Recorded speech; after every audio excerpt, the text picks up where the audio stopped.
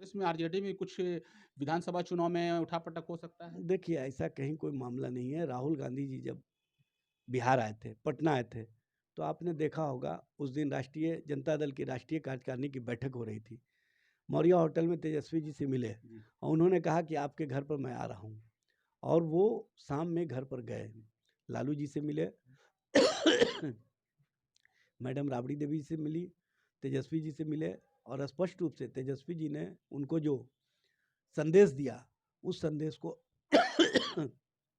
उन्होंने स्वीकार। सकारात्मक सोच, सकारात्मक दृष्टि के तहत हमने जो 17 महीने में नौकरी रोजगार दिए, जो 17 महीने में बिहार को विकास के आयाम में जोड़े, पर्यटन के क्षेत्र में जोड़े, आईटी सेक्टर के माध्यम से जोड़े और जिस तरह से गरीबों, शोषितों, वंचितों को हमने आरक्षण व्यवस्था बढ़ा करके जातीय गणना करा करके 1931 के बाद पहली बार अगर जातीय गणना हुआ तो तेजस्वी जी के द्वारा की गई पहल के कारण हुआ। नमस्कार, आदाब, सलाम, सत श्री अकाल। आप देखना शुरू कर चुके हैं सार न्यूज़, मैं रिजवी। देखिए, मैं भी मौजूद हूँ आरजेडी प्रदेश कार्यालय में और मेरे साथ मौजूद है आरजेडी के प्रदेश प्रवक्ता हैं जनाब एजाज अहमद साहब। देखिए, लगातार कहीं न कहीं बिहार की राजनीति गर्माते चली जा रही है। इसलिए भी कहा जाता है जिस तरीके से बयानबाजी हो रही है, लोग एक दूसरे पर कटाक्ष कर रहे हैं, किसी पर कुछ भी बोल दे रहे हैं। लेकिन कहीं न कहीं चुनाव का साल है, बिहार विधानसभा चुनाव 2025 में है। तमाम पार्टियां अपने अपने स्तर से तैयारियां कर रही हैं। लगातार जो आपको बता दें कि ये विधानसभा सत्र भी चल रहा है। तमाम बातें हैं, उस पर ही चर्चा करेंगे। जनाब एजाज साहब हैं, वो तमाम बातें बेबाकी से रखते हैं। लगातार आपको हमने कवरेज भी दिखाया है। तेजस्वी प्रसाद यादव ने कहा है कि नीतीश कुमार खटारा हो गए हैं। देखिए, उन्होंने स्पष्ट रूप से जो देश के अंदर कानून बना हुआ है, मोटर व्हीकल एक्ट, उसमें है कि 15 वर्षों के बाद गाड़ी को बदल दिया जाता है।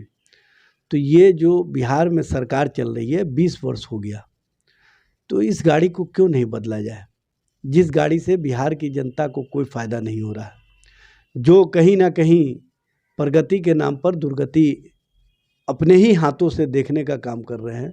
जब पर्दा हटाते हैं तो दिखता है दुर्गति, वो भी शर्मसार हो जाते हैं। तो आप देखे होंगे जब 15 बरस पुरानी गाड़ी हो जाती है तो उस गाड़ी से धुआं निकलने लगता है और उस गाड़ी से स्वयं भी आदमी शर्मिंदगी महसूस करने लगता है।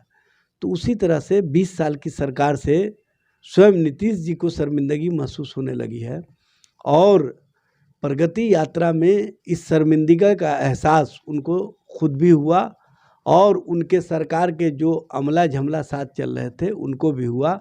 तब उन लोगों ने प्रगति को पर्दे में ढकने का काम किया। लेकिन भाई, प्रगति आप कितना भी ढक लीजिए, आज न कल वो दुर्गति सामने आ जाता है और वो स्वयं अपने हाथों से आ जाता है, चूँकि गलत काम बहुत दिनों तक छुपाया नहीं जा सकता।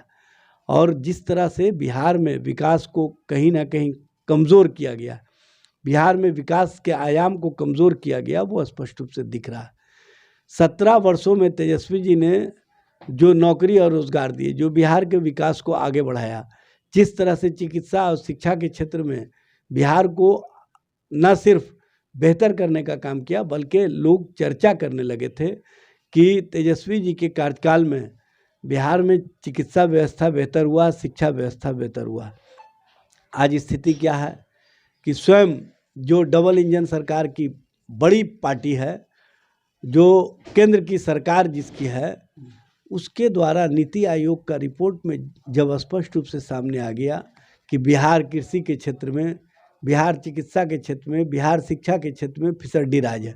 अब बिहार में मानवीय सूचकांक कहाँ पहुँच गया है, ये नीति आयोग के रिपोर्ट से स्पष्ट होता है। मगर इसलिए एक चीज़ और, अभी तो आप लोग को, हमको लग रहा है, खुश होना चाहिए, इसलिए कि जो सर्वे रिपोर्ट आया है, तेजस्वी यादव को बिहार की जो जनता है 41% मुख्यमंत्री की शक्ल में देखना चाह रही है। क्या इसके लिए आप लोग कितने मतलब अंदर से उत्साह हैं? देखिए, इसमें उत्साह का मामला नहीं है, इसमें काम करने का जज्बा और काम करने के प्रति लगन और जो सकारात्मक सोच, सकारात्मक दृष्टि के तहत हमने जो 17 महीने में नौकरी रोजगार दिए, जो 17 महीने में बिहार को विकास के आयाम में जोड़े, पर्यटन के क्षेत्र में जोड़े, आईटी सेक्टर के माध्यम से जोड़े और जिस तरह से गरीबों, शोषितों, वंचितों को हमने आरक्षण व्यवस्था बढ़ा करके जातीय गणना करा करके 1931 के बाद पहली बार अगर जातीय गणना हुआ तो तेजस्वी जी के द्वारा की गई पहल के कारण हुआ और उसका रिपोर्ट भी सार्वजनिक किया गया। 1931 में देश में पहली बार जातीय जनगणना हुआ था और उसका रिपोर्ट सार्वजनिक हुआ था। बिहार पहला राज्य बना 1931 के बाद जिसने रिपोर्ट को सार्वजनिक करके जिसकी जितनी संख्या उसकी उतनी हिस्सेदारी तय करते हुए 65% आरक्षण की व्यवस्था की और इसको केंद्र सरकार के पास 9वीं अनुसूची में शामिल करवाने के लिए प्रस्ताव के माध्यम से बिहार कैबिनेट से भेजा गया। लेकिन केंद्र सरकार भारतीय जनता पार्टी जो आरक्षण के प्रति किस तरह का दृष्टि रखती है ये स्पष्ट रूप से सामने आ गया। कोर्ट कचहरी में मामले को फंसा दिया गया है जिसके कारण 16% लोग आरक्षण से वंचित हो रहे हैं, हजारों लोग नौकरियों से वंचित हो रहे हैं। इसके लिए जिम्मेदार कौन है? नीतीश सरकार, डबल इंजन सरकार। अकेले भी हो सकता है लड़े। क्या लगता है कि कांग्रेस में आरजेडी में कुछ विधानसभा चुनाव में उठापटक हो सकता है? देखिए ऐसा कहीं कोई मामला नहीं है। राहुल गांधी जी जब बिहार आए थे, पटना आए थे, तो आपने देखा होगा उस दिन राष्ट्रीय जनता दल की राष्ट्रीय कार्यकारिणी की बैठक हो रही थी। मौर्य होटल में तेजस्वी जी से मिले और उन्होंने कहा कि आपके घर पर मैं आ रहा हूँ और वो शाम में घर पर गए, लालू जी से मिले